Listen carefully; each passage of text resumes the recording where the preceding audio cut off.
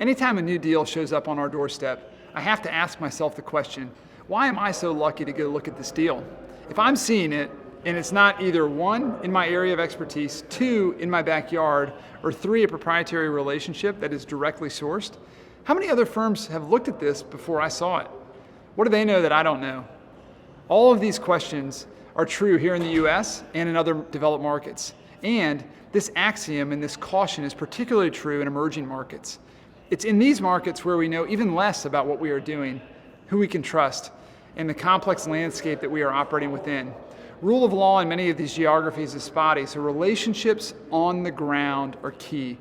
In many ways, relationships are far stronger than rule of law, and we must understand the context that we are operating within in that regard. We learned lessons, some of them hard, on this topic during my years in Southeast Asia. We saw a myriad of outside entities and firms place capital from a distance, and doing that without boots on the ground and local partnerships is very, very tough.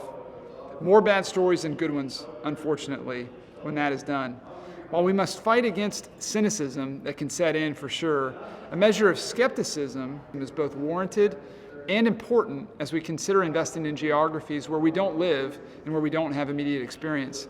Excellence as investors is a form of witness, and we must exhibit excellence as a cloud of witnesses is always watching us. If we are effective, more will be drawn into our collective mission. If we are not effective, we are creating a trail of experiences that potentially hinder others who will follow us. To reference a common metaphor, but in a little bit different way, we must do everything we can to leave the ladder down with respect to the results we produce. I'm not talking about always having things go well, as that can't be our barometer. We have failures, and that's acceptable. That's actually expected. But what I am arguing for is a focus on winning or losing for the right reasons versus losing because we weren't wise in our decision making or finding local partners. An antidote to making unnecessary, unforced errors, in my experience, is the presence of local skin in the game. Who is local to the deal being done? What is their ability to help beyond stroking a check?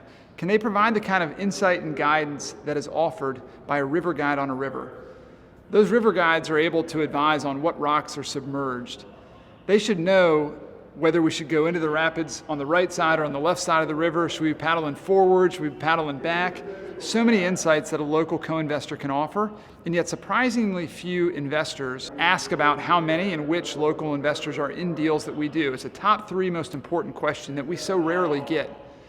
My last comment on this topic is about taking honest inventory of who is sharp or less informed in the room. If you're not informed and you're relatively new to a geography, it's good to wade in carefully and be conscious that I or you may be the proverbial idiot in the room. While we all want to be fools for Christ, we also don't want to be fools in deals where we unintentionally enable things to go wrong.